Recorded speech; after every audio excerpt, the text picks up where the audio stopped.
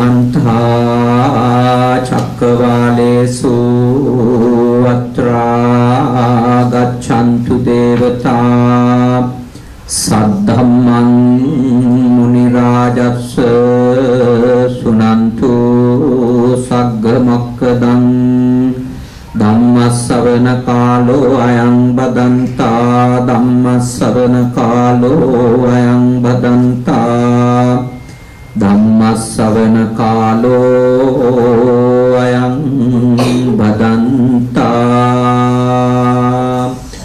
नमो तस् भगवतो अरहतो सम्मा सम्बुद्धस्स नमो तस् भगवतो अरहतो सम्मा सम्बुद्धस्स नमो तस् भगवतो अरहतो सम्मा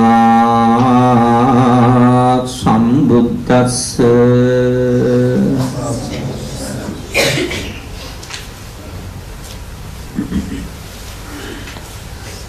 कारुणिक श्रद्धाकामी पिंगुतुनी बंदुक प्रसाद महात्मानන් नोना महात्मिय पौले දරුවන් ඇතුළු මේ අවස්ථාවට මේ නිවසට රැස්ව සිටින සදහවත් ගුණගරුක පින්වතුනි ඒ වගේම ලක්නද වෙබ් රේඩියෝ ඔස්සේ මේ දේශනාව අහුම්කම් දෙන සදහවතුනි අද දවසේ මේ ධර්මානුශාසනය බන්දුක ප්‍රසාද් මහත්මයාණන්ගේ එම නෝනා මහත්මියගේ ආරාධනාවෙන් මේ නිවසේදී සිද්ධ කරන්නේ මේ ස්ථානයට සහභාගී වෙච්ච ඔබ හැම කෙනාටම ආශිර්වාද කිරීම සඳහා ඒ වගේම හැමෝගෙම ලංකාවේ ජීවත් වෙන සුජීවත්ව සිටින අම්මා තාත්තට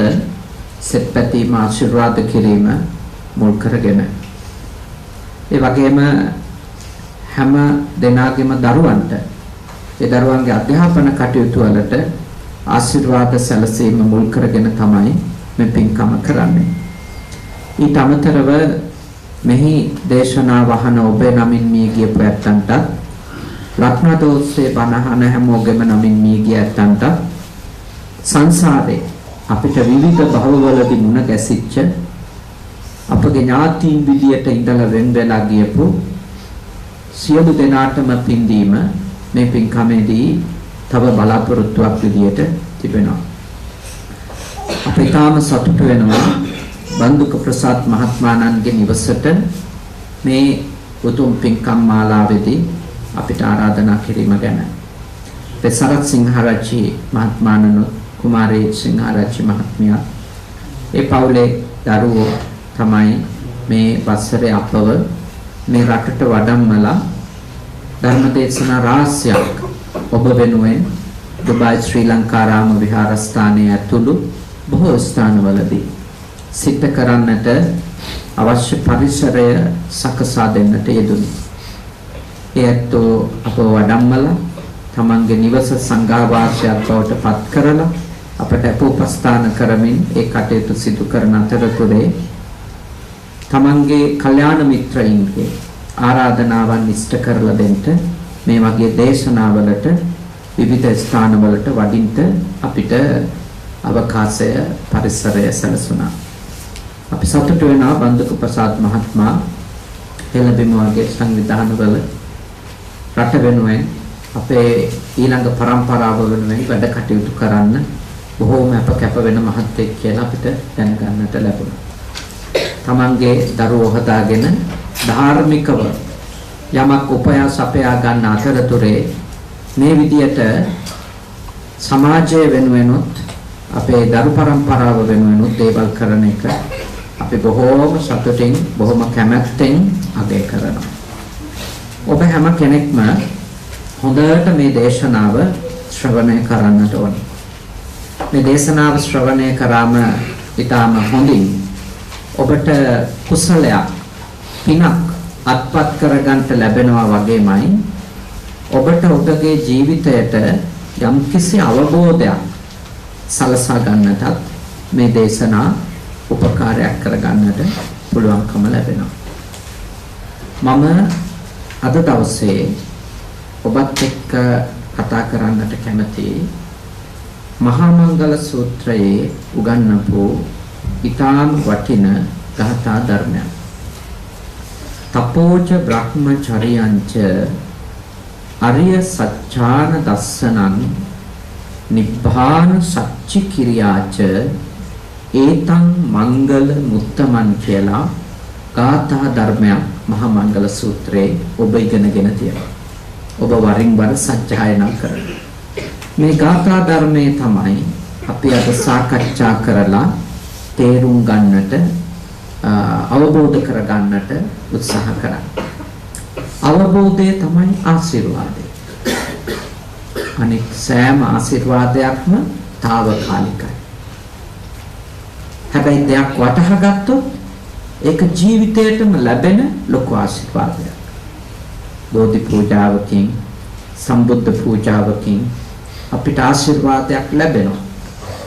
පිරිස් සත්‍යයනාවකින් ආශිර්වාදයක් ලැබෙනවා. මොකද ඒ භාග්‍යවතුන් වහන්සේගේ සත්‍ය වචනනේ අපි සත්‍යයනා කරන්නේ. අපි දේශනා කරන්නේ. එතකොට ආශිර්වාදයක් තියෙනවා.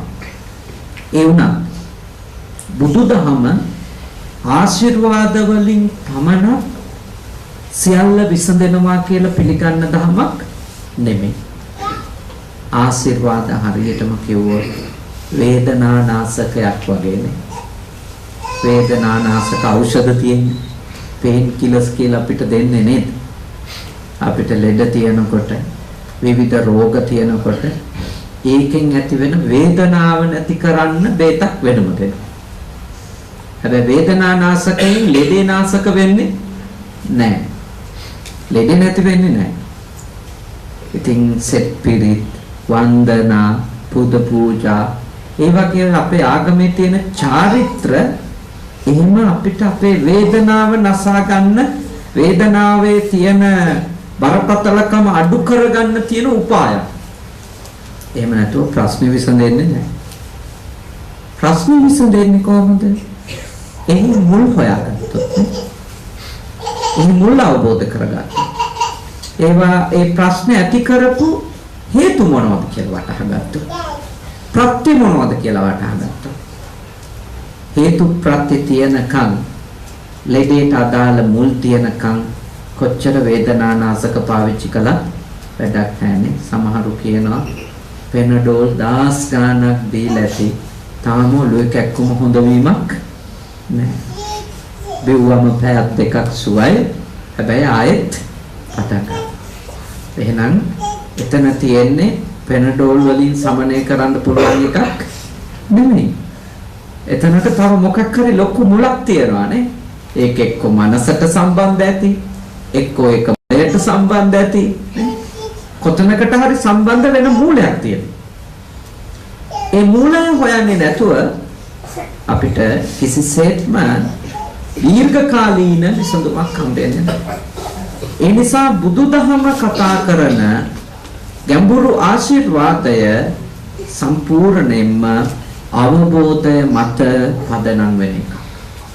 ඒ නිසායි ධර්මය අවබෝධ කරගන්න කියලා එනම් සත්‍ය අවබෝධ කරගන්න කියලා ඇත්ත අවබෝධ කරගන්න කියලා බුදුන් දේශනා කරා. ඇත්ත අවබෝධ කර ගැනීම අතිශයින්ම දුෂ්කරයි. මොකද අපි අකමැතිම ඇත්තට.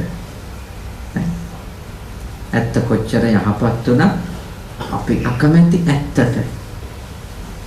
හේතුව ඇත්ත තුලදී අපිට හමු වෙන්නේ අපි ආසයක නෙමෙයි. ඒකයි ප්‍රශ්නේ. ඇත්තෙදි හම්බ වෙන්නේ ඇත්ත. නේ. සත්‍ය කියන කාරණාවේදී සත්‍ය මිසක අපි ආසයක නෙමෙයි එන්නේ ඉස්සරහට.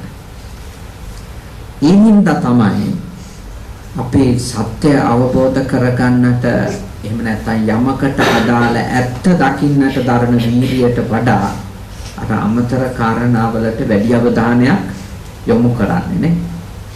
ප්‍රධාන ප්‍රශ්නෙට මුහුණ දෙනවා වෙනුවට ඒක හේතු වලට මුහුණ දෙනවා වෙනුවට අපි తాවකාලික විසඳුම් හොයාගෙන යන්නේ ඒකයි.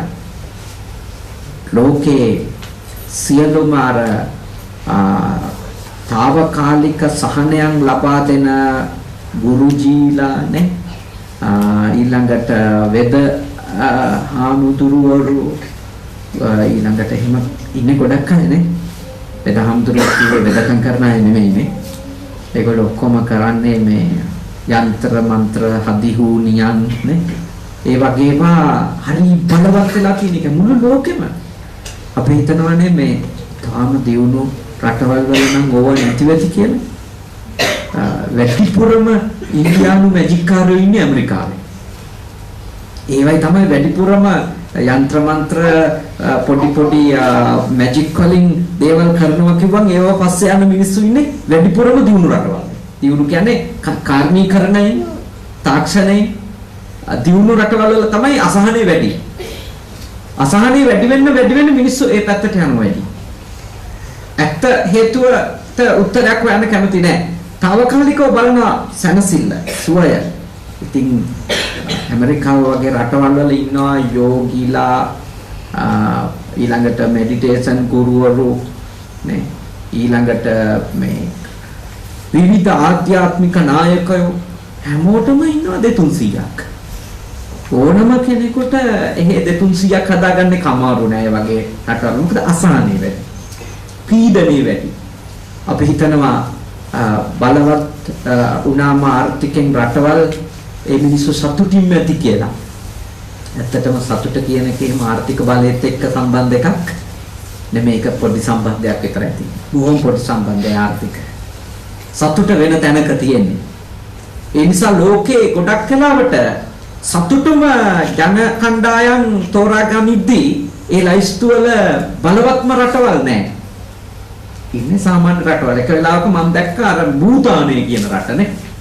ලෝකේ සතුටින්ම ඉන්න රාජ්‍ය බවට එක අවුරුද්දකපත් වුණා. භූතාන කියන්නේ හරි දුප්පත් රට. තාම මේ අර පොල්ලතු හෙවිලි කරපු ගෙවල් වගේ, ඉලුක් හෙවිලි කරපු ගෙවල් වගේ ගෙවල් තමයි තියෙන්නේ. හැබැයි සතුටින් ඉන්නවා මේ මිනිස්සු. ඒ මිනිසුන්ගේ ජීවන රටාව විසින් ඒගොල්ලන්ට මානසික සුවය වැඩි කළා. බලවත් රටවල් වල බොහෝ සෙයින් ප්‍රතිගිලමින් ඉන්නේ මිනිස්සු නේ. ඇයට නිින්ද යන පෙත්තක් පොර. ડિප්‍රෙෂන් පාලනය කර ගන්න තව පෙත්තක් නේ. ඊළඟට වයිටමින් වර්ග විශාල ප්‍රමාණයක් ඒගොල්ලන්ට කියලා දාන්න වෙලා තියෙනවා. එහෙම තමයි මේ දේවල් කරන්නේ මිනිස්සු. ඉතින් බුදුන් කියන්නේ එළියෙන් උත්තරේ හොයන්න එපා. එළියෙන් හම්බෙන උත්තරේ తాවකාලිකයි. ඒ නිසා අපේ අභ්‍යන්තරයට නැඹුරු වෙලා උත්තර හොයමු. ඒකේ පදනමක් ලෙස බුද්ධ ආගම යෝජනා කරන තපෝච තපස. තපෝච තපස කියන්නේ ඇත්තටම සරලව කිව්වොත් සීලවන්තකම. තපස කියලා එතන කියන්නේ මොකද? සීලවන්තකම. තව තැනක කන්ති පරමං තපෝ ඉවසීමත් පරම තපස කියලා කියනවා. පරම සීලය නම් ගැඹුරු ඉවසීමයි කියන එක හරිනේ ඒක. පරම සීලය නම් ගැඹුරු ඉවසීමයි. මොකක්ද ඉවසන්නේ? අපේ කැමැත්ත. නේ? අපේ ආසාව ඉවස ගන්නවා. අපේ ආසය අපිට කරදර කරන අයට හිංසා කරන්න. ඒ ආසාව ඉවසගත්තොත් සීලය නේ? පානාතිපාතා රැකෙනවා. අපි ආස නීත්‍යානුකූලවම දේවල් ගන්න විතරක් නෙමෙයි නේ. අපිට හැම ක්‍රමයකටම ගන්න පුළුවන් නම් අපි ආසයිනේ. ඒක තමයි අපේ කැමැත්ත. ඒත් අපි කවුරු හරි කෙනෙක් හිත පාලනය කරගත්තොත් ඒ කැමැත්තට ඉඩ දෙන්නේ නැතුව හිටියොත් එයාට කියන්න පුළුවන් මම සීලවන්තයි. මොකද මම මගේ ආසාවට වහල් වෙලා ඕන ක්‍රමයකට දේවල් ගන්න යන්නේ නැහැ. නිත්‍යානුකූල සීමාව කියන එකේ විතරක් නවතිනවා. ඒ නිසා අප එක්තරා දුරකට ගත්තොත් එක පැත්තකින් ඉවසීම කියන ගුණය ප්‍රගුණ කිරීම තමයි තපස. හැබැයි තපස නම් මොකද්ද කියලා අහුවොත් සීල. සීල. ඒ තපස කියන එක බුදුන්ගේ උපන්තියට පෙරත් තිබුණා. ඒකනේ අපිට හමු වෙන්නේ එක තපස් රැකපු අයනේ. බෝධිසත්වයෝ තපසට ගියා කියලානේ කියන්නේ. සිද්ධාර්ථ තවුසනේ. සිද්ධාර්ථ තාපසතුමා එහෙමනේ කියන්නේ. ඒ කියන්නේ සිල් රැකපු අය යම්කිසි ආකාරයකට තමන්ගේ හිත දියුණු කරන්න යම්කිසි ශික්ෂාවක් ප්‍රගුණ කරපු අය බුදුහාඳුරුවෝ පහළ වෙන්න කලිනුත් හිටියා. එහෙම සීලය තපස කියන එක බුදුහාඳුරුවන්ගේ විතරක් ඉගැන්වීමක් කියන්න බෑ.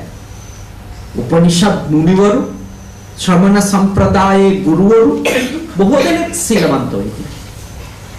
බොහෝ දෙනෙක් යම්කිසි තැවීමකනේ තමන්ගේ අකුසල් තවන්න ඕනි, තමන්ගේ අකුසල් සිතුවිලි පාලනය කරන්න ඕනි, ඒවා මැඩපවත්තන්න ඕනි යම්කිසි ක්‍රමයකින් කියලා හිතපුවා හිටියා. අතරම කිව්වොත් බොහොම එක්ස්ට්‍රීම්ලි හිතපුවා ඇති.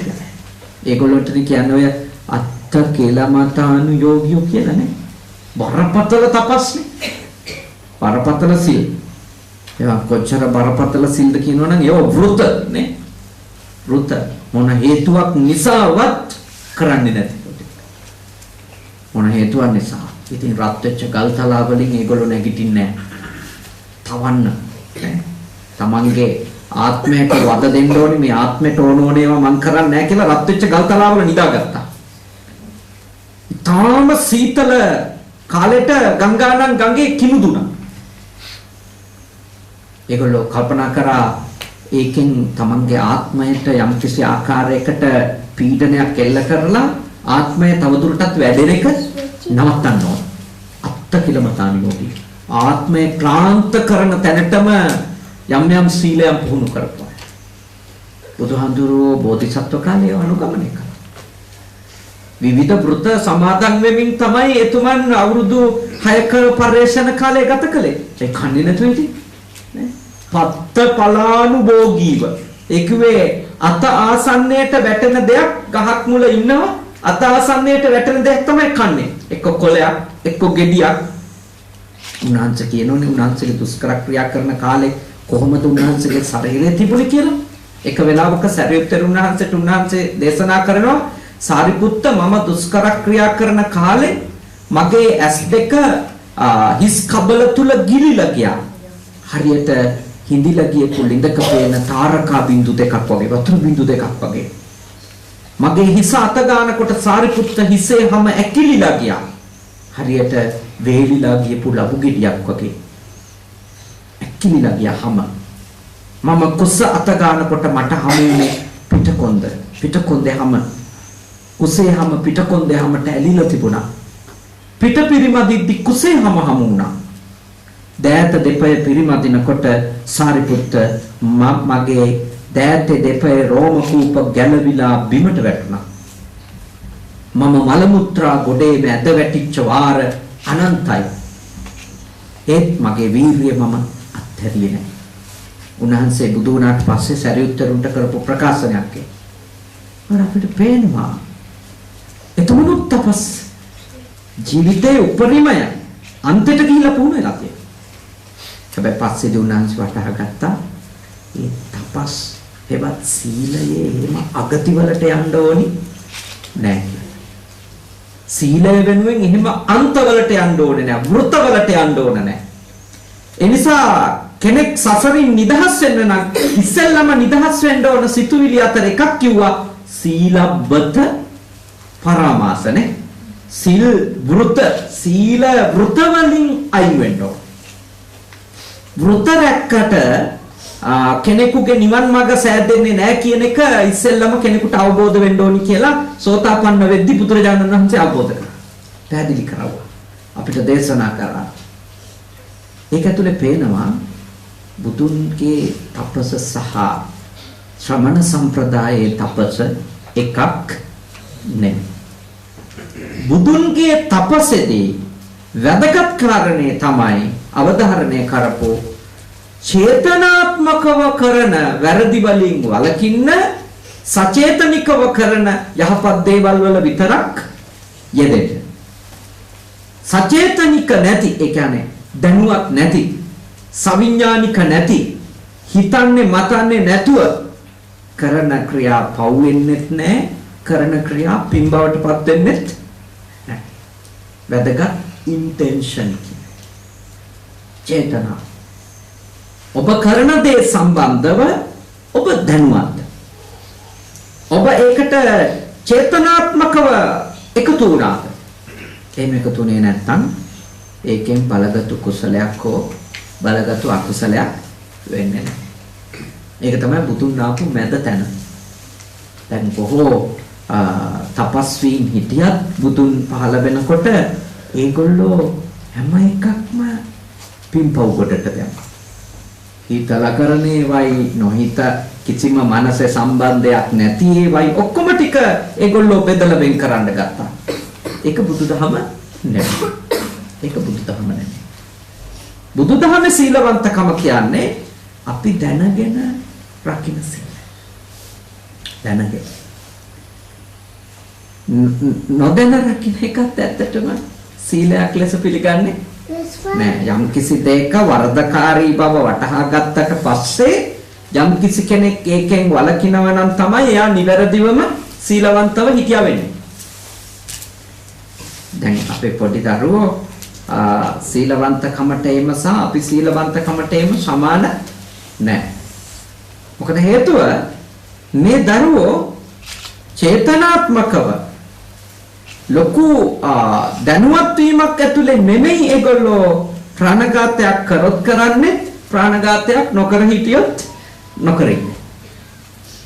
ඒගොල්ලන්ට එච්චර ලොකු ගැඹුරු තේරුම් ගැනීමක් චූටි ළමයින්ට නෑ. ඒක නීතිය වුණත් එහෙමනේ පිළිගන්නේ නේ.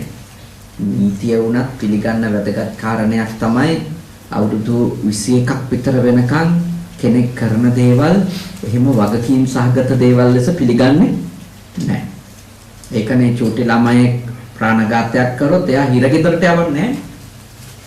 එයා කොහෙටද? පරිවාසයට. පරිවාසයට.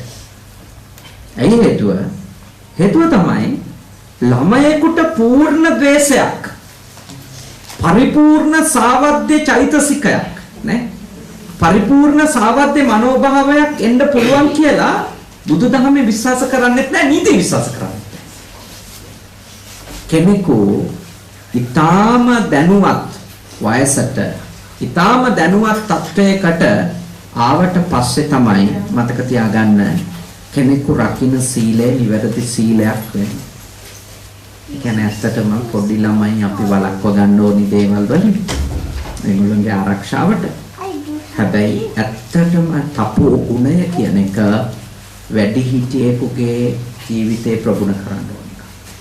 මේ අපි කරන්නේ. අපි ළමයි සීලවන්ත කරන්න දරන උත්සාහයට වඩා නේද? උත්සාහ කරන්න ඕන අපව සීලවන්ත කරන්න. මොකද අපි නරක වැඩක් කරොත් කරන්නේත් හොඳටම දැනගෙනනේ. නොකර හිටියොත් නොකර ඉන්නෙත් ඒක ගැන හොඳට දැනගෙන. ඒක තමයි බලගතුනේ. ඒක තමයි බලගතු. ඒ නිසා තපස ඔබේ ජීවිතයේ පදනම කරගන්න කියන එක තමයි මගේ මේ දේශනාවේ පළවෙනි යෝජනාව. ඉතින් තපසේ සීමා තියෙනවානේ. ගිහියන්ට බෑ නිතිපතාට සීල් ගන්න බෑනේ. නිතිපතා 8 සීලයක් රකින්න බෑ. නිතිපතා පන්සිල් පුළුවන්. පොයට පුළුවන් නම් 8 සීල්නේ. දැන් අර ඩුබායි ශ්‍රී ලංකාරාමේ පොය 4ටම සීල වැඩසටහනක් කරනවා. ඒක හොඳ දෙයක්. හේතුව තමයි කැමති කෙනෙකුට කැමති සිකුරාදාවක 8 සීල් ගන්න යන්න පුළුවන්. කවුරුත් මං කියන්නේ මේ එක සිකුරාදාවක් හරි අෂ්ටාංග සීලය සමාදන් වෙන එක හොඳ දෙයක්. අඩුම මාස 3කට සැරයක්. හොඳට ඒ ඔබේ සිත පාලනය කරගන්න ඔබ දරන උත්සාහය. මතක තියාගන්න සීලය කියන්නේ తాවකාලිකව එක දවසකට හරි අපේ හිතට අපි පණිමුඩයක් දෙනවා නෑ. ඔයාට ඕනෝනේවම හැමතිස්සෙම දෙන්නේ නෑ. දැන් හිත ඉල්ලන්නේව තේරෙනවනේ. හිත ඉල්ලනවා රස ඉල්ලනවානේ. විවිධ රස. ඉතින් විකාල භෝජන වේරමණී සමාදන් වුණා කියන්නේ මොකද? ඒ රස දෙන්නේ නැහැ. පැවැත්මට අදාළ දේවල් විතරක් දෙනවා. ඒකත් වේල් දෙකයි නේ. වේල් දෙකයි. ඒක තමන්ගේ රස තණ්හාව පාලනය කිරීම. විකාල භෝජන වේරමණී සමාදන් වුණා කියන්නේ රස තෘෂ්ණාව පාලනය කිරීම. සාමාන්‍යයෙන් අපි කැමති ලොකු සෝෆා වලට වෙලා නේ. ලොකු හොඳ කුෂන් කරපු පුටු වලට වෙලා නේ. දෙකක් එහෙම කොන්ද කෙලින් තියාගන්න පුළුවන් පුටුත් නෙමෙයි. ටිකක් වාඩි වුණාම ටිකක් දිග ඇදිලා ඉන්න පුළුවන් පුටුවල ඉන්න තමයි අපි සාමාන්‍යයෙන් කැමතිනේ. ඇඳක් වුණත් අපි කැමති මේ චූටි එකකට නෙවෙයි. ටිකක් හොඳට ලොකු මැට්‍රස් එකක් තියෙන නේ. ලේයර්ස් දෙක තුනක් හොඳට කුෂන් කරපු. අපි කැමති ඒකට අපේ කැමැත්ත ඒකනේ. දැන් අපි සිල් ගත්ත දවසට කියනවා නෑ උච්චාසයනවත් මහාසයනවත් පරිහරණය කරන්නේ නෑ. එදාට චූටි මිටි ආසනවල වාඩි වෙන්නේ. පුටුවක් උනා චූටි පුටුවකනේ. පැදුරක පොඩි මැට්‍රස් කෑල්ලක මොකද ඒ කරන්නේ? හැම පිනවීමට අපේ තියෙන ලෝලත්වය යම් කිසි දුරකට හලනවා. අපි හැමතිස්සෙම කැමති බොහොම කම්ෆර්ටබල් දේවල් වලින් අපේ හැමට ට්‍රීට්මන්ට් කරන්න නේ. අපි හැමතිස්සෙම කැමති ඒකට. එතකොට අපේ කැමැත්ත යම් කිසි දුරකට අපේ තණ්හාව යම් කිසි දුරකට පාලනය කිරීම තමයි. අතකම කිව්වොත් ඒ කාරණාවේ අන්තර්ගතය. ඒක තමයි ඒකේ අන්තර්ගතය. කැමැත්ත පාලනය. තපස කියන්නේ කෙනෙක් සීලයක් රකිනවා කියන්නේ තමන්ගේ කැමැත්ත තමන්ගේ තෘෂ්ණාව යම්කිසි දුරකට පළවෙනි පියවරක් විදියට පාලනය. ඊළඟට නච්ච ගීත වාදිත නිවිසෝක දර්ශනනේ. දැන් අපි දිනපතා බලන ටෙලිඩ්‍රාමා තියෙන්න පුළුවන් නේ. චිත්‍රපට තියෙන්න පුළුවන්. අපි නිතර අහන සින්දු තියෙන්න පුළුවන්. ඒවා අපේ ඔක්කොම කන පිනවන හැපිනවන අරමුණු ටිකනේ. අපි අෂ්ටාංග සීලය සමාදන් වුණාම අපි එදාට කියනවා අපි එදාට ඩ්‍රාමා බලන්නේ. අපි එදාට සින්දු අහන්නේ. ඒ කියන්නේ අපේ හිත අවුල් කරන අරමුණු ඇහැට දෙන්නෙත් නැහැ, කනට දෙන්නෙත් නැහැ. දිවට දෙන්නෙත් නැහැ, හමට දෙන්නෙත් නැහැ නේ. එතකොට ඒක ඔබගේ යම්කිසි ආකාරයක කෙලස් තැවීමක්. කෙලස් තැවීමක් තපසක්. යම්කිසි ආකාරයක කෙලස් අපිට කියන්නේ ආසාව අපිට කියන්නේ ඕව මොකක්වත් නොකර ඉන්න නෙවෙයි නේ. ඊළඟ එක ගන්න කියලා නේ. මේ වගේ එක මේ අපාර්ට්මන්ට් එකක නේ ෆ්ලැට් එකක ජීවත් වෙනකොට අපේ මනස කියන්නේ මීටත් වඩා අඩු එකකට යන්න නෙමෙයිනේ නේ. පුළුවන් නම් විලා එකකට නේ. තනි ඉඩමක් සහිත ගේකට යන්න. මනස ඉල්ලන්නේ ඒක. මනස ඉල්ලන්නේ ඒක. ඊළඟට කෑමනේ වේල් තුන විතරක් නෙමෙයිනේ මනස ඉල්ලන්නේ. මනස කියනවා 4ට විතර බිස්කට් කීපයක් එක්ක මොනවා හරි. උදේ කෑවට පස්සේ ආයෙ 10ට විතර තව පොඩි ට්‍රීට්මන්ට් එකක් නේ. සෑන්ඩ්විච් එකක් මොකක් හරි එකක්. මනස ඉල්ලන්නේ එහෙමයි. මනස ඉල්ලන්නේ අඩු කරන්න නෙවෙයි. දෙන දේවල් පුළුවන් තරම් වැඩි කරන්න. තපෝච කියන්නේ මොකද? අපි මේ ලැබපු මිනිස් ආත්මෙ විතරයිනේ අපිට මේ පාලනය කරන්න පුළුවන්. තිරසං අපායේ පුදුනම ඔව පාලනය කරන්න බෑනේ. තිරසං අපායේදී හම්බුණු තැනකදී කනවානේ. ඒක අතාරින්නේ නැහැ කිසිම සතෙක්. එයාට බඩගිනි නම් එයා කිසිසේත්ම අතාරින්නේ නැහැ. බඩගිනි නැතත් එයා ආස නම් නේ. ඒත් තෝරලා කන වාස කැලි ටිකනේ. මිනිස් ලෝකේ ඉපදිච්ච අපිට විතරයි මේ මනස එහෙම දියුණු කරන්න පුළුවන්. නාම් බික්ඛවේ ඒක ධම්මම්පේ සමනුපස්සාමි. මහණෙනි මම එක ධර්මයක්වත් දකින්නේ නැහැ. යතයිදම් බික්ඛවේ චිත්තං මේ මිනිස් මනසට තරම් පුහුණුවක් ලබා දිය හැකි. ඇත්තටම මනුස්සයා කියන්නේ කාටද? මැක්සිමම් ලෙවල් එකටම තමන්ගේ මනස දියුණු කරන්න පුළුවන් එකනට. මනසේ දියුණු කරන්න පුළුවන් උපරිමයටම යන්න පුළුවන් එක්කෙනාට තමයි මනුස්සයා කියන්නේ. නැතුව මනසින් උසස් කෙනා නෙවෙයි. එහෙම ඉපදිච්ච ගමන් කවුරුත් උසස් නැහැ. හැම මිනිස්සුම මනසින් උසස් නැහැ. සමහර වෙලාවට සත්තු තරම්වත් ක්වොලිටිස් නැති අය ඉන්නවානේ. මනසින් උසස් නැහැ හැම එක්කෙනෙක්ම. මනස උසස් තත්වයට හැමෝටම පත් කරගන්න පුළුවන්. ඉතින් පත් කරගත්තු නැති අය ඉන්නවා මනුෂ්‍ය ප්‍රේතයෝ විදියට නේ. ඕන තරම් ඉන්නේ මිනිස් ප්‍රේතේ.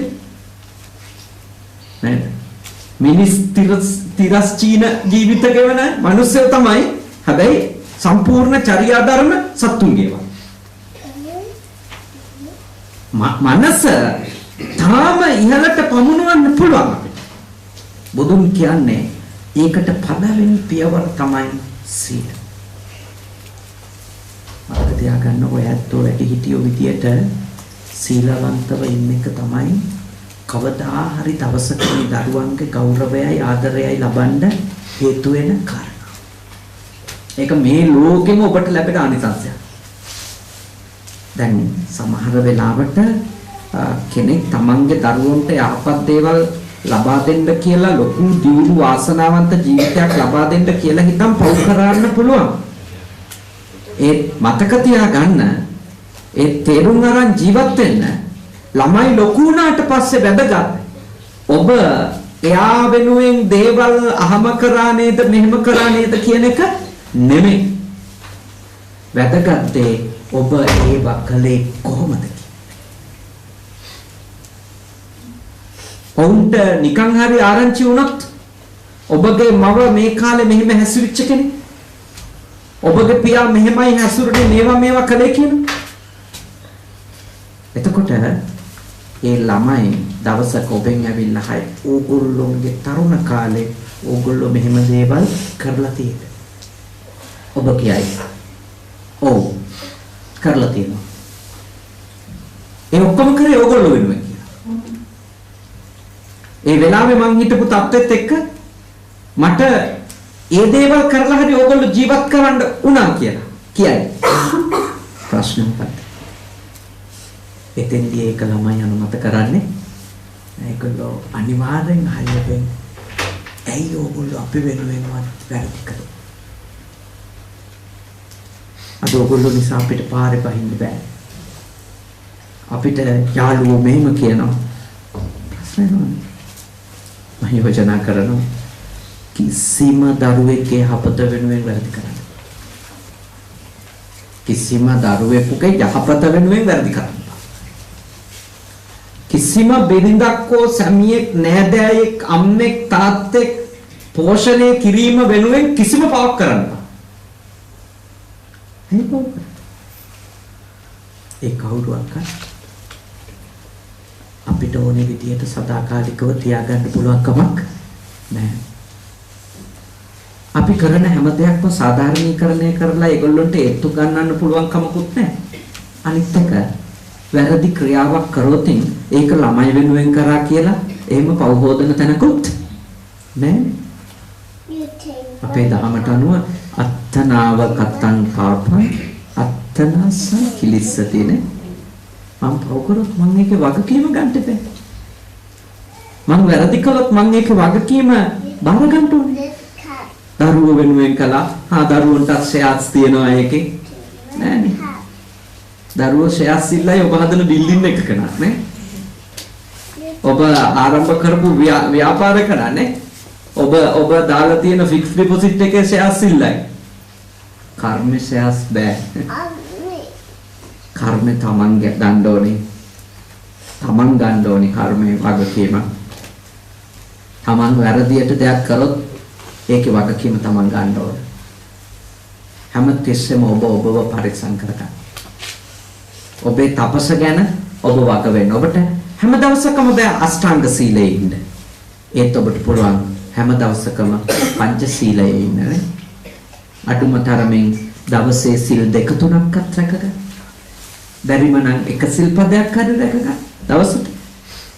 ඒක කරා. හරි ප්‍රයෝජනවත් වෙනවා. මොකද අපි එක සිල්පදයක් හරි ආරක්ෂා කරගන්නවා කියන එකේ අර්ථය තමයි අපිට සීලය ගැන ලොකු ශ්‍රද්ධාවක් තියෙනවා කියන එකනේ. ඒකනේ අපි එකක් කර රකින්නේ. එකක්වත් රකින්නේ කියන්නේ අපි කර්මඵලයක් අදහන්නේ නැති අය. එකක් කරේ එක සිල්පදයක් කරේ රකින්න එක තමයි දවසේ කරන්න ඕනි දේ. 4ක් කැඩෙන එක ගැන වද වෙන්න එපා. තාම ඔබට අවබෝධ වෙලා නැහැ. ඒ 4 රකින්න ඕනියයි කියන එක ඒකයි ඒ ප්‍රශ්නේ. කැඩෙන්නේ ඒකයි. පැවැත්ම පිළිබඳව ප්‍රශ්නේ ආව ගමන් පැවැත්මට ගොඩක් අය යටත් වෙනවා. සාරය එක්ක ජීවත් වෙන්නේ නැහැ. මේ පැවැත්මට ඒකට විවිධ තර්ක කියනවානේ. පැවැත්මට අපේ මේ හිත වහල් වෙනකොට අපි විවිධ තර්ක අපිටම ගෙනල්ලා දීලා අපි සාධාරණීකරණය කරනවා. මට හම් වෙලා තියෙන සමහරුන්ට අම්මලා ගෙදර ගෙනල්ලා තියාගන්න බෑ. මොකද හේතුව එක්ක නෝනා කැමති නැහැ. මහත්තයාගේ අම්මලා තාත්තලා ඇවිල්ලා ගෙදර නිතර ඉන්නවට. එක්ක මහත්තයා කැමති නැහැ නෝනාගේ අම්මලා තාත්තලා ඇවිල්ලා ඉන්නවට. ඉතින් අම්මලා තාත්තලා නිතරම ඒගොල්ලොන්ට තමන්ගේ සීමාවෙන් ඈත් කරලා තමයි බොහෝ පවුල්වල තියන්න වෙලා තියෙන්නේ. ඒගොල්ලෝ කවදාකවත් ඒක නෝනාගේ අකමැත්ත නිසා කරන එකක් ලෙස සමාජගත කරන්නෙත් නැහැ. මහත්තයාගේ අකමැත්ත නිසා කරන එකක් ලෙස සමාජගත කරන්නෙත් නැහැ. නේ? ඒකට අපි කියන්නේ මේ අම්මලට මේවයි ඇවිල්ලා ඉන්න බෑ. නේ? අම්මලට ටවුන් වල ඉන්න බෑනේ. අම්මලා ආස කමේ. එක්ක කියයි අම්මලා සිල් ගන්න පන්සල නැහැනේ. ඒ කොහොම අපේ හිත හදා ගන්න කරන ප්‍රකාශ. අපි දන්නවා අපි තෝරගත්තේ පැවැත්ම මිසක සාරය නෙමෙයි කියලා. අපේ හිත දන්නවා. ඇත්තට මේ වගේ ප්‍රශ්නයක් ආවොත් තෝරගන්න වෙන්නේ පැවැත්ම තමයි මිනිස්සුනේ. මිනිස්සු තෝරන්නේ පැවැත්ම. අම්මද බිරිඳද කියලා තැනක් ආවොත් තාත්තද මේ මහත්තයාද කියලා තැනක් ආවොත් හොඳනම් 99%ක්ම මිනිස්සු තෝරන්නේ කවුද? සැමියානේ. බිරිඳ. අම්මා තාත්තා තෝරන්නේ නැහැ. ඒ මිනිස්සු දන්නවා සාරය එක නෙමෙයි කියලා. ඒක නෙමෙයි සාරය කියලා මිනිස්සු හොඳටම දන්නවා. ඒ නිසා මොකද කරන්නේ? හිත රවට්ටනවා. විවිධ කාරණා කියලානේ. අර මම දැක්කා මොනරාගල පැත්තේ ඉන්න මන්ත්‍රීවකුත් ඒ වගේ එකක් කරා. එයා මේ එක වෙලාවකදී කිව්වා මේ අර මහින්ද මහත්තයාගේ ආණ්ඩුවේ එයා හිටියේ කාලේ.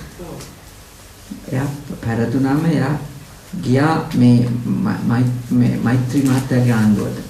ගිහිල්ලා මේ එයා කිව්වා මේ අපච්චි මැරිලා. එහෙම කිව්වා. ඉතින් යාට කියන්නේ. ඒ රටට නෙමෙයි කියන්නේ. එයා දන්නවා මේ යා තෝරගන්නේ පැවැත්ම. එයා හොඳටම දන්නවා. ඉතින් ගොඩාක් ඒ മന്ത്രിතුමන්ට බැන්න ගොඩාක් මිනිස්සු බැන්නා. මම මොකද කිව්වේ නැහැ. මම එයා දිහා බලන් හිටියා අනිත් මිනිස්සු දිහා බලන් ඉන්න විදිහටම. මොකද හේතුව? ඒ මන්ත්‍රීතුමා තමන්ට ඇමතිකම නැතුව පවතින අමාරු නිසා එයාගේ පැවැත්ම තමයි තෝරගත්තේ. ඉතින් එයාට බනින මිනිස්සු නෝනාද අම්මද කියලා තෝරගන්නවා. නේද? නෝනාද අම්මද කියලා ඒගොල්ලන්ට තෝරගන්නවොත් ඒගොල්ලෝ තෝරගන්නේ පැවැත්ම. ඒගොල්ලන්ට අරයට බැඳෙන්න අයිතියක් නැහැ ඇත්තටම කියනවා නේද? එනිසා හොඳට තේරුම් ගන්න. මේ ලෝකේ මිනිස්සු හැමතිස්සෙම 90% දෙනා කැමැත්තෙන් තෝරාගන්නේ පැවැත්ම. සීල් රකින්න එක අමාරුයි. මොකද සීලය තපස කියන්නේ පැවැත්මට අභියෝගයක් නේ. හැමතිස්සෙම පැවැත්මට රුචිකත්වයක් ලෝලත්වයක් දක්වන එක්කෙනෙකුට තපස ජීවත් වෙනවා කියන එක ලේසි වැඩක් නෙමෙයි. ලේසි. ඒ මිනිස්සු වෙච්ච අපිට විතරමයි ඔතෙන්ට යන්න පුළුවන්. තිරිසන් අපායක සත්තු කාටවත් പ്രേතයින්ට නිරිසත්තුන්ට නේ. ජාතීන් මේ ලෝකේ living beings 31ක් විතරනේ. සත්ව කොටස ඉන්න බවනේ අපේ ධර්මයට අනුව පැහැදිලි කරලා තියෙන්නේ. භවනේ විවිධ භව 31ක් විතර තියෙනවා කියන්නේ. ඉතින් ඒක අපිට පේනවා. ඒ අතුරින් ඊටාම ඉහළට මනස දියුණු කරන්න පුළුවන් අපි තමයි සීලය රකින්න ඕනේ. තපෝච. දෙවෙනි කාරණය බ්‍රහ්මචර්යංච. අන්න සීලයට වඩා ටිකක් ඉහළට යනවා. සීලයට වඩා ටිකක් ඉහළට යනවා. මොකද බ්‍රහ්මචාරී වීම. ඒක ටිකක් අර තපසම නෙමෙයි. සාමාන්‍ය සීලයම බ්‍රහ්මචාරී වුණාම කිසිම ආකාරයකට අපගේ කායික බැඳීම් පවත්වන්න බෑ බ්‍රහ්මචාරී කෙනෙක්. ඒ කියන්නේ පැවිද්දෙක් ගෙවන ජීවිතයකට සමාන ජීවිතයකට කෙනෙකුපත් වීම. දැන් හාමුදුරු කෙනෙක්ගේ ජීවිතය බ්‍රහ්මචාරී. බ්‍රහ්මචාරී කියන්නේ අබ්‍රහ්මචර්යාව කියන්නේ මේ අර ලිංගික සම්බන්ධකම් සහිත ජීවිතයකදී. එතකොට බ්‍රහ්මචාරී ජීවිතය කියන්නේ එයින් අයින් වෙලා ජීවත් වෙන. ඒක ගිහියන්ට දුෂ්කරයි ගිහි ජීවිතේ. ගිහි ජීවිතේ පැවැත්ම තියෙන්නේ මේ ලෝකයේ පැවැත්ම තියෙන්නේ එවැනි බැඳීම් එක්ක. ඒ හින්දා තමයි ගිහියන්ට යෝජනා කරන්නේ නිති පන්සිල් පොහොය අටසිල්. අටසිල් ගත්ත යත්තන්ට තියෙන කාමේසු මිච්ඡාචාරා නෙමෙයි. එයන්ට තියෙන මොන සිල්පදේද? අබ්‍රහ්ම චර්යා වේරමණී. බඹසර හැසිරීමෙන් වළකින්නේ. බඹසර හැසිරීමෙන් වළකිමි.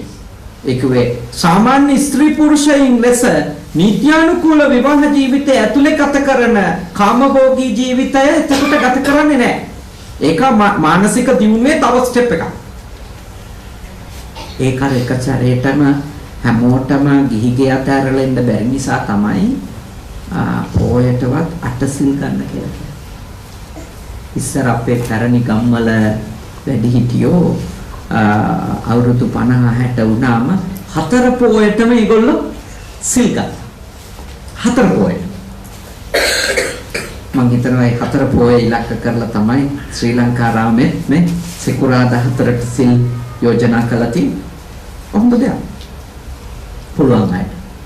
ඒත් අඩුම මාස දෙක තුනකට සැරයක්වත් සමස්ත ගෘහ ජීවිතයෙන්ම අයින් වෙලා දවසක් ගෙවන එක හොඳයි. දවසක් ගෙවන එක හොඳයි. අද මේ ජීවිතයට මතක තියාගන්න ශ්‍රී ලාංකික බෞද්ධයින් වන අපට වඩා බටහිර ලෝකයාගේ නැඹුරුව ටිකක් බරපතලයි.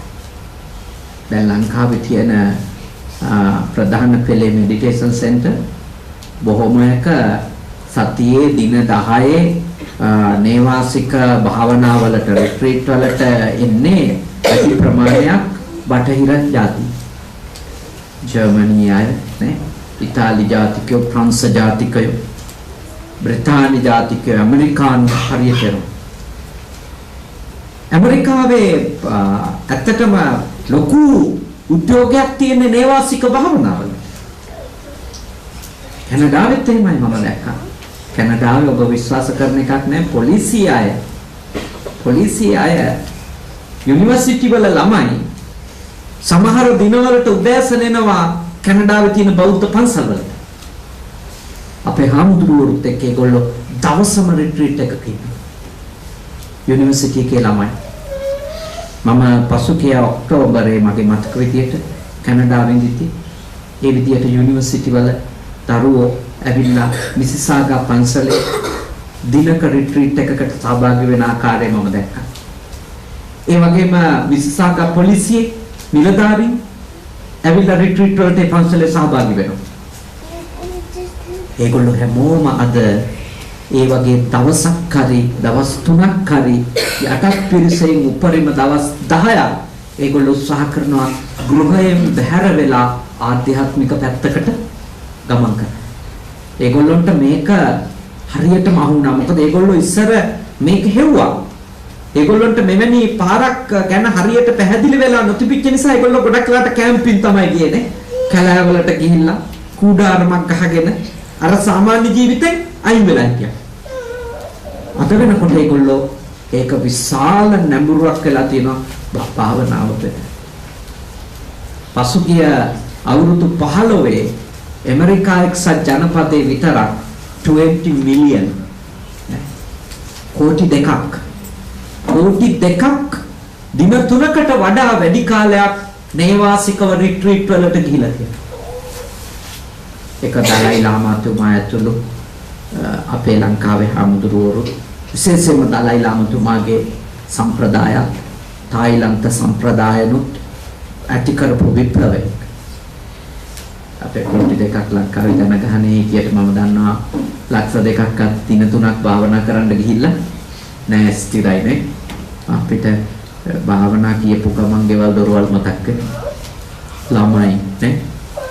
ඊඩම් අපිට යතරලා යෑම ගැන තාම හිත හදා ගැනීම ලේසි වැඩක් නෙමෙයි. අපි හිතනවා අපි නැති වුණොත් එහෙම ඔක්කොම අවුල් වෙලා යයි කියලා. ඒකයි ප්‍රශ්නේ. අර වාසනාවකට ඒ જાතියින් ඒගොල්ලොන්ගේ සංස්කෘතියම එහෙම බරපතල ඇලීම් ගැටීම් නෑ. ඒකයි කට්ටියට ලේසි. ඒගොල්ලෝ ජීවත් වෙන්නම අනිත් එක්කෙනාට නිදහස් දීලානේ. මං කියන්නේ මේ දේශපාලනිකව නෙමෙයි ඈ. දේශපාලනය ගත්තොත් වෙන එකක්. ඇමරිකාවේ පොලිටික්ස් වෙන එකක්. හැබැයි ඇමරිකානු ජනතාවගේ ජීවිතේ ඒක නෙමෙයි. ඒක වෙනයි. අනිත් පුද්ගලයෝ ගත්තොත් ඒ මිනිස්සු අනිකාගේ නිදහස, අනිකාගේ සාමය, අනිකාගේ අයිතිය ගැන හරියට කල්පනා කරනවා. එහෙම දියුණු තත්ත්වයක්. මම ඔබටත් මේ උද්‍යෝගය ඇති කරන්නේ මොකද? අපිට මේ භ්‍රමචාරී බව ගැන අපේ ජීවිතේ අඩුම අවුරුදු 50 පෑන්නට පස්සේවත් නේ උනන්දුවක් හදා ගන්න ඕන. සිංහල බෞද්ධ මිනිසුන්ට ළමයි හැදිල්ල ගැන විතරක් නෙමෙයි තණ්හාවනේ. ළමයින්ගේ ළමයිත් ඒගොල්ලන්ට ඕන විදියට හැදෙන්න ඕනි කියලා ලෙඩ හදන්න. ඒවා ටිකක් ඕවනේ. වැඩි නිවන් දකින්නේ කොහොමද? දුකින් නිදහස් වෙන්නේ කොහොමද? අතහැරලා ඉන්න ඉගෙන ගන්න එපා අපිනේ. අපි දුක් විඳින්නෙම මේ අල්ලගෙන බදාගෙන මට නේ මම නැතුව කොහොමද කියා හදාගත්තු මනස්ගත ලෝකෙනේ නේ. සොයන් මිත්‍යාවල ගිලිලා ඉඳිද්දිනේ අපිට කිසිම ආකාරයක සුවයක් නැති වෙලත් නේ හැම තැනම පිච්චෙන මන් නැති වෙයිද එතන. මන් නැති දවසට මොනව වෙයිද නේ. කොච්චර විඳවන මම යෝජනා කරනවා දැන් අපිට වයසත් හරි කාලෙත් හරි නේ කාලෙත් හරි වයසත් හරි මෙතන ඉන්න බොහෝ දෙනෙකුට ඒ භ්‍රමචාරී භවෙනොත් මේ ආත්මේ දවස් දෙක තුනක්වත් අවුරුද්දට ගෙවන්න. ඒක අවශ්‍යයි. පැවිද්ද වෙච්ච අපිට ලැබිලා තියෙන එක ජීවිතේ ඒ ගිහිව වෙච්ච ඔබටත් මම යෝජනා කරනවා මේ ලැබිච්ච මිනිස් ආත්මේ ඒ අවස්ථාවත් ගෙදර ඇතුව ඉන්න වගේම ගෙදර නැතුව ඉන්නත් පුරුනේ. මොකද අනිවාර්යෙන්ම අතාරින්න නම් වෙනවද නැද්ද? වේල පහම අතෑරලා ටික දවස් ඉඳලා පුහුණු වෙලා තිබුණම දවසක අතෑරලම යන්න හයිය ලැබෙයි. නැත්තම් අතෑරෙන්න යන්නේ කියලා දැනගත්තම මොන බයක් එයිදනේ? මොන අසහනයක් එයිද? මොන දැති ගැනීමක් එයිද? මරණයේදී බය නැතුව ඒකට මුහුණ දෙන්න නම් අපි භ්‍රමචාරී බව පුහුණු කරලා තියෙන්නම ඕනේ. ඒකට ඉස්සෙල්ලම අවබෝධය තමයි වැදගත්. අපි ඉන්නවා මම නැතුව නේ මගේ මැදිහත් වීම නැතුව මොකුත් වෙන්නේ නැහැ කියලා ලොකු වැරදි වැටීම. ඒක වෙන්නේ මෙහිමයි. ඉතා දීර්ඝ කාලයක් අපි යම් අය වෙනුවෙන් කැප වෙන්න නේ අපිට යම් කිසි ආකාරයකට පොඩි බයකුත් දැනෙන්න ගන්නවානේ. අපිට ඒගොල්ලෝ නැතුව බෑ වගේ ඒවා හිතෙන්න පටන් ගන්නවා. ඊට පස්සේ අපි කරන්නේ මොකද? අපි යාලට හේතු ගන්නන්න පටන් ගන්නවා මම නැති වුණොත් ඔයා ඉවරයි කියන්නේ. ඇත්තටම ඒ අපි අනිත් එක්කෙනාට හේතු ගන්නන්න හදන කාරණය ඒ අපේ බය ඇතුලේ කරන්නේ අපි බය වෙනවා අපිට මේගොල්ලෝ නැතුව දැන් ඊළඟට යන්න පුළුවන්ද කියලා. එතෙන්දී අපි කරන්නේ ඒකට හිත හදාගන්න එක නෙමෙයි. අනිත් එක්කෙනා බය කරනවා. ඔයාට මන් නැතුව බෑ කියලා. නේද? ඒකනේ අපේ ගම්වල එහෙම සමහර වෙලාවට මට ඇහිලා තියෙනවා උපාසකම්මලා නේ මහත්යත් එක්ක එහෙම කේන්ති ගියාම කියනවා තමුසෙට තේරෙයි මන් නැති දවසක. එයාගේ බය තමයි ආයෙත් දාන්නේ. එයා දන්නවා මේ මනුස්සයා මෙහෙම හැසිරෙලා මං එළියට දැම්මොත් ඉවරයි කියලා. ඒ වුණාට එයා ඒක කියන්නේම නෙමෙයි. එයා කියන්නේ මට මේවා කරලා මං ගියොත් තේරෙයි කියලා. මොනවද තේරෙන්නද? ටික දවසක් පොඩ්ඩක් එක්සයිට් වෙලා ඉඳී. පස්සේ ඉතින් කඩෙන් කෑම කන්න එක්ක උයා ගන්න ඒවා පුරුදු වෙනවා. අපි හදාගත්තු මනස්ගතයක් විතරයි අපි නැතුව අනිත් අයට බෑ කියන එක. ඒක අපි අනිත් අයට ඒත්තු ගන්නන්න ගිහිල්ලා ඕනවට වඩා එකෙන් වෙලා තියෙන්නේ අපේ මනස මේකට රැවටෙනවා. මම ඔබට වචන කරනවා. ඇත්තටම මේ කවුරුවක්වත් ඔබේ නෙමෙයි. ඔබේ නෙමෙයි මේ කවුරුවක්. මේ ඔබට හමු වෙච්ච ඊටම తాවකාලික හමු වීම ටිකක් විතරයි. ඒගොල්ලෝගේ මොන දේද ඔබට මට අනුව පාලනය කරන්න පුළුවන් නේ. ඒගොල්ලෝගේ මොන දේද ඔබට සහ මට අනුව පවත්වන්න පුළුවන්. චූටි ළමයා ටික වැඩෙද්දී අවුරුද්දෙන් අවුරුද්ද වැඩෙද්දී ඔබට කොච්චර දේවල් වැටහෙනවද? එයා මට අයිති නෑ කියලානේ. එයා මට ඕන විදිහට පවත්වන්න බෑ කියලා. එයා පළවෙනි විභාගයේ පාස් වෙද්දීනේ ඔබ ඉක්මවා යනවා. ඔබ ඉක්මවා යනවා. ඒක ඔබේ සබ්කොන්ෂස් එක දන්නවා. උඩු හිත පිළිගන්නේ නැහැ. ඒත් ඔබේ උපවිඥානයේ දන්නවා මේ විභාගයේ පාස් වුණා කියන්නේ මෙයා තව ටිකක් මගෙන් ඈතට ගියා කියලා. එතකොට තමයි කඳුළු පනින්නේ. හැබැයි ඒක කියන්නේ අපි විභාගේ පාස් වෙච්ච එකේ සතුටට ඇඬෙනවා කියලා. ඒත් ඔබ දන්නවා එයා ඔබෙන් ඈත් වුණා කියලා.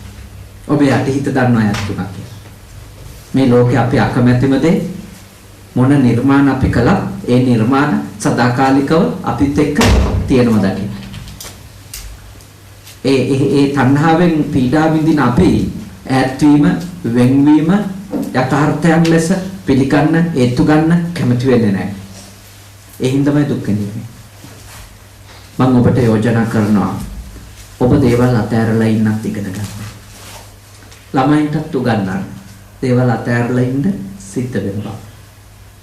ඒත් අපි පුළුවන් කාලේ එකිනෙකා වෙනුවෙන් යුතුයකම් ඉෂ්ට කරන්න ඕනි කියන එක මගහරින්න නෙමෙයි මේ කියන්නේ. ඒක කරන්න. හැබැයි ඒවා නැති වුණත් අනිකාට පවතින්න පුළුවන් බවත් මට පවතින මම පවතින හේතු තියෙන තාක්කල් මම පවතින බවත් අනිකා පවතින හේතු ප්‍රත්‍ය තියෙන තාක්කල් අනිකා පවතින බවත් අවබෝධ කරගෙන ඉන්නවා. ඒක අවශ්‍යයි. මොකද දැනුමෙන් විතරක් අපිට ඒ භ්‍රමචාරී බවට එක විට යන්න බෑ. ඒකයි ප්‍රායෝගික පුහුණුවක් ලෙස අපේ සම්ප්‍රදාය තේරවාදී සම්ප්‍රදායේ පන්සිල් වලට අමතරව පොහොයට අෂ්ටාංග සීලයක් යෝජනා කළා තියෙනවා. කියන්නේ ඔබට පුහුණුවක් දෙන ඔබේ මනසට අතහැරලා ඉන්න. නැතුවත් ඉන්න. උපාදානයන් ටිකක් හරි කඩන්නනේ. අද වෙලා තියෙන්නේ සිල් ගන්න යනකොටත් මොබයිල් ෆෝන් එක යන එක. ඉතින් සිල් ගන්න ගියාට මොකද සියලුම උපාසකම්මලගේ බෑග් වල තියෙනවා තඩි ෆෝන් දණ්ඩක්. ලොකු ෆෝන් තියෙන ලංකාවේ උපාසකම්මල ටච් ස්ක්‍රීන් එකක් තියෙනවා. උන්දලට තේරෙන්නේ නැහැ අම්බම් කරගන්න. ඒ වුණාට ලොකු ඒවා තියාගෙන ඉන්නවා. මම දකින්නවා සිල් ගන්න ගියන් ඉතින් වදින වෙලාවට පිස්සු ඇදිලා දඟලන ඕෆ් කරගන්න බැහැ. පවුන් ඒක. ඒ කියන්නේ හොඳටම වයසට ගියාට පස්සේ තෝන් නැති ඒවා අහුවෙලා අතට. තරන්නද? ඔබට මම යෝජනා කරනවා අතහැරලා ඉන්නනේ. අතහැරලා ඉන්න ටිකක් හරි අපි පුහුණුවක් කරනවා. listen. ඒ පුහුණුවම බ්‍රහ්මචාරියන්ච කිවේක. ඊළඟට අරිය සත්‍යාන දස්සන. අරිය සත්‍යාන දස්සන කිව්වේ ආර්ය සත්‍ය චතුරාර්ය සත්‍ය අඳුනා ගැනීම, දැන ගැනීම. මේ ලෝකේ පවතින්නේ ඇත්තටම දුකක් බව. දුක මතම ලෝකය පිහිටලා තියෙන බව දැන ගැනීම. ඒකට හේතු ඔක්කොම අපේ ඇතුලේ තියෙන ඒවා කියලා දැන ගැනීම. නේ? අවිද්‍යාව, තණ්හාව නේ? ඒවනේ හේතු. අපි මොකකට හරි දුක් විඳිනවා නම් ඒකට හේතුව අපි ඒක ගැන නොදන්නකමනේ නේ. අවිච්ඡන්. ඒක අනිත්‍ය එකක්. ඒක අපිට ඕන විදිහට තියාගන්න බැරි එකක් කියලා අපිට තේරෙන්නේ නැති තාක්කල් අපිට වෙනස් වෙන ඒවට මුණ දෙන්න බෑනේ. ඒකනේ ඇත්ත. ඒකට හේතුව මගේ ඇලීමයි කියලා වටහා ගන්නේ නැතුව අපි හිතනවා මගේ ඇලීමේ ප්‍රශ්නයක් නෙමෙයි මෙතන තියෙන්නේ. එයා හොඳට ඉන්න දන්නේ නැහැ. ඒකනේ ධර්මශාලාවේදී මම සමහරුන්ගෙන් අහනවා දුකට හේතුව මොකක්ද කියලා. උන්ට කට ඇරලා උත්තර දෙනවා අපේ හඳුරන්නේ තණ්හාවනේ, අවිද්‍යාවනේ කියලා උත්තර දෙනවා. හැබැයි ඒගොල්ලොන්ගෙන් මහුවොත් එහෙම මේ මරණානේ ආනන්ද ගාවති වගේ හම්බෙච්ච වෙලාවක මොකද දුකට හේතුව? අර මිනිහගේ වැඩ තමයි හඳුරන්නේ. එක්ක කියයි ළමයා දාගන්න දැඟලුවා මේ ඉස්කෝලේට බැරි වුණා. හැමතිස්සෙම එතකොට ඒගොල්ලෝ මහ පොළොවේදී දුක කියලා හිතන්නේ මොකද? එළියේ ප්‍රශ්න. මගේ ඇලීම නෙමෙයි. තින් දුකට හේතුව හොයාගන්නේ නැති, දැනගත්තේ නැති කවුරුක්වත් දුකින් නිදහස් වෙන්න විදියක් නැහැ. ඒගොල්ලෝ හැමතිස්සෙම එළියට තමයි ට්‍රීට්මන්ට් කරන්නේ. එතකොට නේ ඔක්කොම උපායවල හොයනවා එළිය කළමනාකරණය කරන්න. මහත්තුරු කීකරු කරන්න, දරුවෝ කීකරු කරන්න නේ, බොන අය ගලවන්න. එහෙම ගොඩාක් ඒවට වීර්ය කරනවා. ඔබ ලංකාවට ගියපු වෙලාවක බලන් ඉන්න ටීවී එක දිහා කොච්චර ඇඩ්වර්ටයිස්මන්ට් යනවද කියලා ඒවට උපකාර කරන බලගතු අයගේ අංක දාලා. සමහර ඇඩ් වල මං කියවනවා ඉන්නකොට ටීවී එක දිහා බලන් මං කියවනවා ඒවයි තියෙනවා ඔබගේ සැමියා කීකරුද, බිරිඳ ඔබ හැරගොස්ත, දරුවෙනි වහා මා වෙත එන්න උක්කුවා ගුරුනාන්සේ ටෙලිෆෝන් නම්බර් එක දානවා. ඔබ ලංකාවට ගියන් බලන්නකො සානවාහිනී ECTV එක යනවා. මම කල්පනා කරනවා මිනිස්සු කොච්චර තමන්ගේ දුකේ ප්‍රශ්නේ විසඳන්න එළියට දීලාද කියලා නේ. සම්පූර්ණ එළියට බාර දීලා තියෙනවා. ඒගොල්ලෝගේ මානසික අර්බුදේ වටහා ගන්න. ඒගොල්ලෝ පොයට ඉන්න බණක් අහනවා. ඉතින් අපි ටීවී එකේ ඉන්නව දැක්කොත් අතාරින්නෙත් නෑ බණ. ඒත් ඒගොල්ලෝ ඇත්තට සරණ ගිහිල්ලා තියෙන ධර්මය නෙමෙයි. ඇත්තට සරණ ගිහිල්ලා තියෙන ගුරුනාන්සලා කට්ටඩියෝ හග්ගෙඩි විකුණන කට්ටිය එහෙම. එක අය තමයි සරණ ගිහින් තියෙන ඇත්තට. පේන්න බෞද්ධනේ. පේන්න බෞද්ධ. බණ අහනවා. පිරිත් ආගෙන ඉන්නේ. මං හිතන්නේ ගොඩාක් ඒවා බයට කරනවා. මගේ විශ්වාසය ඒකයි. මොකද මිනිස්සු බයට කරන ඒවා කියන්නේ අගක් මුලක් තේරුම් අරන් කරන ඒවා නෙවෙයි. ඒ වෙලාවට කොහෙන් හරි සහනේනේ. අර එල්ලෙන්න තැනක් නැතුව ඉන්න මිනිහට තුත්තිරි ගහේ හරි එල්ලෙනවා කියන්නේ. බය ඇලීම කියන්නේ බයම තමයිනේ. බයම තමයි. අසහනීයම තමයි. අද ඉස්සරටත් වඩා ඇලීම අධිකයි ලෝකේ. ලෝකේ හරි අධිකයි ඇලීම. ඉස්සර මිනිස්සු ළමයි 7 8 9 10 ඇදුවනේ. ඕනකට වඩා මහ ලොකු ඇලීමක් මේ ජීවිතේ ඇතුළෙම ඇලීම ඉවර වෙලා නේ. ළමයි ගැන වුණත් එහෙම අද තියෙන මේක ඒ කාලේ ඇත්තටම තිබුණාද නැද්ද කියලා හෙව්වොත් මගේ උත්තරේ තමයි නෑ කියලා. ඒ කාලේ මෙච්චර ලොකු දැන් වෙලා තියෙන්නේ මෙම දෙන්න නිසා පරාණ බයයි මොකක් හරි අවුලක් වුණොත් කියලා. ඒ කියන්නේ ඇලීම අධිකයි අපිට නේ. අපි පුදුම බයයි. ඉස්සර 7ක් 8ක් හිටියා ඉතින් ගානන්නේ අතර එක්කෙනෙක් දෙන්නෙක් මැරෙනවනේ. හදිසි ලෙඩ හැදිලා වලිප්පුව හැදිලා ඔහොම එක ලෙඩ තියෙනවනේ ඉස්සර මැරෙනවා. ඊ අතරතුරේ හමුදාවට යනවා යන්න කියනවා. මාන වෙන්න ඕන කිව්වොත් කියපු ගමන් මාන කරනවා. කිසි ප්‍රශ්නයක් නැහැ. කිසි ප්‍රශ්නයක් නැහැ කියන්නේ මොකද හේතුව එච්චරට ඉන්නවා ගෙදර. අද වෙලා තියෙන ඇලීම වැඩි. ඇලීම වැඩි මිනිස්සු රවට්ටන එක ලේසිද නැද්ද? කී දෙනෙක් නේ? කී දෙනෙක් නම් ඔබව ගසා කමින් ඉන්නවද නේ? ඔබේ ප්‍රශ්න විසඳන බවට බොරු කියලා. ඔබව ගලවා ගන්නා බවට බොරු කියලානේ. දරුවන්ට, බිරින්දෑවරුන්ට, සැමියන්ට කීකරු බව ඇති කරන බවට බොරු කියලා කී දෙනෙක් ඔබව සූරා ගන්නවා. මේ ලෝකෙ මිනිස්සු කී දෙනෙක් රැවටිලාද? සමහර කට්ටඩියන්ගේ ගාව වෙනමම නම්බර තියෙනවා මැද පෙරදිග සඳහා විමසන්න කියලා. එහෙමත් දානවා. ඔබ බලන්න මැද පෙරදිගයට විශේෂයි කියලා මම හිතන්නේ මේ අහිංසක අම්මලා මේ වැඩ කරන්න ආපු ඇත්තෝ වෙනුවෙන් වෙන්නේ නැතේ. උන්දලගේ පීඩාව හරියට සූරා ගන්නවා. උන්දල මේ ඉන්නේ පයක් අසහනයක් ඇතුලේ. එක්ක ලංකාවේ අය ගැන එක්ක මෙහි ඇති වෙච්ච බැලීම් ගැන නේ. ඒ මොකක් හරි එකටියව සුද්ධ කරන්න දෙහි.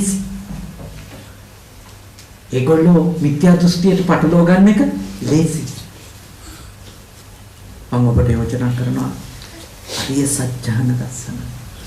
ආර්ය සත්‍යයේ උගන්වන්නේ ඒක නෝබල් ට්‍රුත් කියලානේ කියන්නේ නේ. ඒ සත්‍යයට කාටවත් අභියෝග කරන්න බෑ. ඒක තමයි ඇත්ත. අන්තිමටම කාටත් අවුරුදු ගාණක් තර්ක කළත් අන්තිමට එන්න වෙන්නේ ප්‍රශ්නේ තණ්හාව. ප්‍රශ්නේ ඇති. ඒක නිදහස් වීම තේරුම් ගත්තොත් ඒක නිදහස් වෙන මඟ වටහා ගත්තොත් ඒකට කියනවා අරිය සත්‍යාන දර්ශන. ඔය තේරුම් ගැනීමේ ඊළඟ ස්ටෙප් එක තමයි අන්තිම පියවර තමයි මොකද? නිබ්බාන සත්‍ය කිරියයි. නිර්වාණය සාක්ෂාත් කිරීම. නිර්වාණය සාක්ෂාත් කිරීම. නිර්වාණය අවබෝධ කිරීම. ඒ තේරුම් ගැනීමේ උපරිමයේදී ඒ අවබෝධය නිර්වාණය කියන්නේ අවබෝධයක්. ඒක වෙන ලෝකිකදී ලබන එකක් මේ වෙන ස්ථානයක තියෙන එකක් නෙමෙයි නිර්වාණය. ඒ අවබෝධ කරගන්න. ඒක සිතක්. ඒකනේ කියන්නේ සෝවාන් මාර්ගසිත සෝවාන් ඵලසිත. සිතක්. ඒක අපේ මනසේ අවබෝධයේ තත්ත්වයක්. ඒක අපි කාටවත් විස්තර කරන්න තාම අමාරුයි. මොකද නිර්වාණය ගැන විස්තර කරන්න නම් නිර්වාණය සාක්ෂාත් කරපු කෙනෙක්ම වෙන්න ඕනේ. ඒත් ඔබට සරලව තේරුම් ගන්න පුළුවන් සමහර ඒවා අමාරුවෙන් හරි විඳෝලා හරි ඒ දවසක හිත හදාගෙන අතෑරියම සුවය එතනම තියෙනවද නැද්ද? අතාරිනකන් අමාරුයි. අතාරින්න හිතනකොට අමාරුයි නේ. අතෑරිය පළවෙනි දවස් දෙක තුනේ පිච්චෙනවා, තැවෙනවා. පස්සේදී ඔබ ඔබේ මනසට කියලා දුන්නා නෑ. ඒක ඔබට ඕනේ නෑ කියලා. ඔබ සනසිදෙන්න ගන්න. එතකොට හිතාගන්න සියල්ලෙන් නිදහස් වෙච්ච කෙනා කොච්චර සාමයටපත් වෙලාද? කොච්චර සනසිල්ලක් ඇද්ද? සරල වේව තේරුම් ගන්න ඕනේ. අපිට තේරෙන උදාහරණ වලින් අපිට නිවන තුලදී උත්තරමේ කත්විඳින தત્ත්වය වටහා ගන්න පුළුවන්. මේ ලෝකේ අපි අතහැරපු දේවල් නිසා අපිට සුවය අපි විඳලා තියෙනවා. සියල්ල අතහැරපු කෙනා අත්විඳින සුවය ඒක ගණන් හදලා කියන්න බැරි තරම් උතුම් සුවයක්. ඒ හින්දා ඔබ මේ දරුවන්ට කරුණ කරනවා. ඒත් ඔබට අයිති නැති බව තේරුම් අරගෙන මේ දරුවන්ට උදව් කරන්න. ඒත් ඔබගේ ආත්මය නොවන බව තේරුම් ගන්න. ඔවුන් තුල ඔබේ ආත්මයවත් ඔබ තුල ඔවුන්ගේ ආත්මයවත් නැහැ. ඔවුන්ටවත් අයිති නැහැ. ඔබටවත් අයිති නැහැ. කල හැක්කේ සම්මුති ලෝකෙ ටික දවසක් පුංචි හුවමාරු කර ගැනීම කරන්ට පමණයි. එතකොට තමයි දරුවන්ට උපරිම උදව් කරන්න පුළුවන්.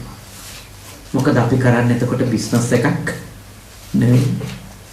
අපි එතකොට ඒගොල්ලොන්ගේ මුකුත් බලාපොරොත්තු වෙලා අපිට තියාගන්න හිතාගෙනම කට්ට විදියට කරන දේවල් නැති වෙනවා. ඒ නිසා හොඳට තේරුම් ගන්න. හොඳට අවබෝධ කරගන්න. ඔබට මේ අවබෝධය ලබා ගන්න පින තියෙනවා. පරිසරය තියෙනවා.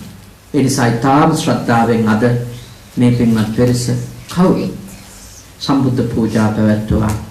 උතුම් ශ්‍රී සද්ධර්මයට මහා මංගල සූත්‍රේ ගාථා ධර්මයකට අහුම්කම් දීලා අවබෝධයක් ලබා ගත්ත ජීවිතය ගැන තේරුම් ගන්න උත්සාහ කළා. සසර ගැන, ලෝකය ගැන, සත්‍ය ගැන වටහා ගන්න අපි පුංචි උත්සාහයක් දරුවේ. ඔබගේ මේ අවබෝධය තව තවත් දියුණු වේවා. බන්දුක ප්‍රසාද් මහත්මයාණන්, නෝන මහත්මිය, දරුවන් ඇතුළු මේ පවුලේ කල්යාණ මිත්‍රයින් හැම දෙනාගේම නමින් මියගිය සියලුම නෑයන්ට මේ පින්වත් වේවා.